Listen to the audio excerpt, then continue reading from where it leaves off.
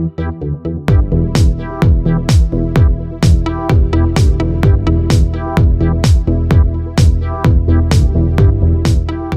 flight recorder dongle must be plugged into the USB port of the AR Drone 2.0. It is important to place the flight recorder immediately above the battery.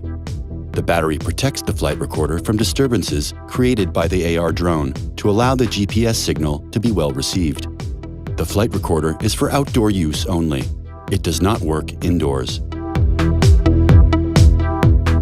A 4 GB flash memory is embedded to record videos up to 2 hours.